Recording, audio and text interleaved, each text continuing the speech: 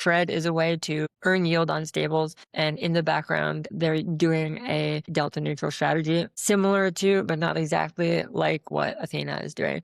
And there are other products that are trying to launch similar things, doing a delta neutral strategy in the background.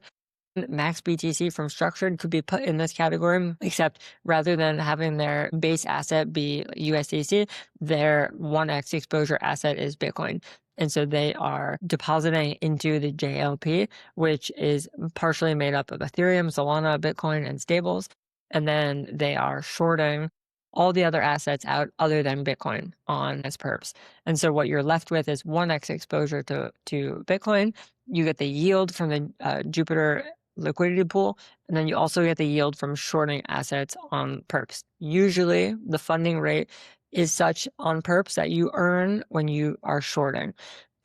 Of course, that changes, and that is what affects the profitability of a lot of these strategies. But in general, that's how a lot of these work. And so max BTC, you get yield on Bitcoin. Shred, you're going to yield on stables. Athena, also yield on stables. So as you can see, getting yield on stables is a very competitive environment. And so you need to do something to separate yourself.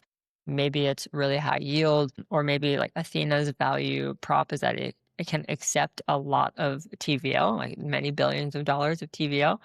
And also it's tokenized. And so you get a token USDE, and now you have an tokenized delta neutral strategy in the background is earning yield, and you're just holding an auto compounding token that you can then use as collateral to do other DeFi with. Or with Shred, I would say not only does it have a high yield, they're saying between 10 and 15% yield, but also what they're targeting is a fixed yield. And so this is very appealing to a lot of people. It's harder to price in profitability of a strategy if it has a variable APY. So if 1 week is 5%, the next week is 20%. How long is it 5% versus 20%? What's the average? You're thinking maybe it dips down to 5%. And you're like, oh, why am I in this? Because I see this other vault at 8%. And but is it going to go back up soon, or should I move my assets? And thinking about where's the best place I can earn yield, it's distracting for you to have a variable APY on your stables. And so what they're targeting is, can we just promise a 10% APY, which not only is already very good, but also something fixed and stable. So you're saying, okay, I know I'm going to get 10% here. I don't have to worry about it going down. This is just one number I now need to compare it to my other investments. And so that's a kind of unique selling point that Shred is going for. Okay, and how are they doing it? So first of all, I just went to their Twitter page, which is at Shred.fi, and this is their pinned tweet. It tells you what is Shred, and now we're going to talk about how it works. And so similar to the other delta neutral strategies we talked about, there's a few ways to get even more efficiency out of the strategy, one of which is using liquid state tokens as collateral. If you can use a liquid state token as collateral, then you're earning, in addition to the strategy, the auto compounding rate of liquid state token. And so in this case, they're using rep state ETH.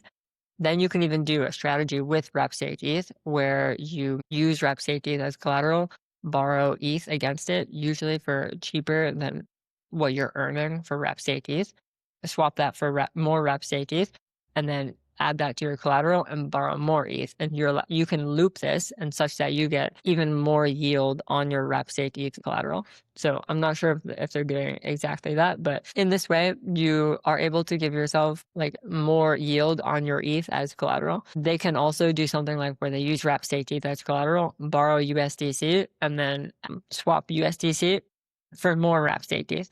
And so I don't know exactly what their algo does in the background, but these are different strategies for earning higher yield on your like collateral asset. And then the other side comes from shorting on Hyperliquid. So they take leverage ETH staking positions on Aave. So that's what we just talked about. There are two different ways of taking on leverage for yield on your ETH on Aave, and then hedging them with perps shorts on Hyperliquid. So if there's a current funding rate of like, you get paid 5% APR for shorting ETH, if you do that with 2x leverage, then you get twice the APR because you're using half the collateral. And so depending on the leverage position that they use with rep state ETH on Aave, they can then tinker with how much leverage they're going to use to short on Hyperliquid.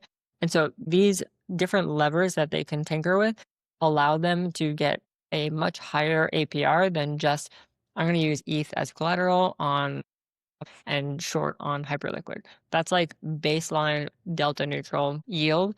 And how they are going to get higher is by using these different leverage mechanisms. And so that's probably like the secret sauce behind their algo that allows them to get between 10 and 15% APR or even higher. And you're probably thinking like, okay, that sounds good. A few things, like one, anyone could do that. And yeah, that's true if you have the tools. And two, how are they making this a fixed rate? And so here's why it's different. So what they can do is these rates change all the time. On the collateral section, we were talking about wrap stake ETH and different leveraging strategies for getting more yield on your wrap stake ETH. That changes based on how much it costs to borrow either USDC or how much it costs to borrow ETH. And so these two numbers are changing, meaning that the yield that you get on your collateral side is also changing.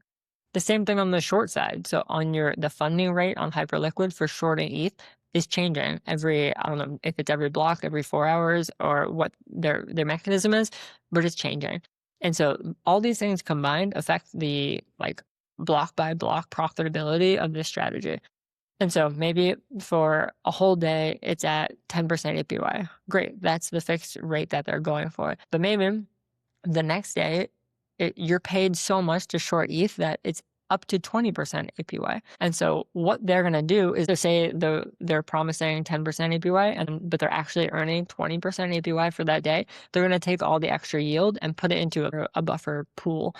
And so just collect that. Keep paying everyone the 10% APY. And then taking all the extra and putting it to a buffer pool. But then the next day, everyone is like super bearish ETH or something, and it now costs them a lot to short ETH. And this digs into the profitability of the strategy. And so what that means is they're not getting 10% anymore. Maybe they're only getting 5% or maybe even less. And so what they can do is they can then take from that buffer pool and add it back into the strategy, into the like distributions, such that the rate that they're offering is still 10%. And so that's how they're going to try and offer us this 10% or 10 to 15% fixed savings yield. So that's the idea. And I think it's pretty cool because there's clearly an interest in something like high yield on stables. This is also all DeFi, like all of this is on chain. So you can check, how big is their Aave position? How big is their Hyperliquid short? I'm sure they're going to have a dashboard where you can look at all of this. Think about Celsius and Anchor. Those were able to attract tons of TVL because they offered, here's a fixed rate. Like, here's 20% APY on stables, which is insane.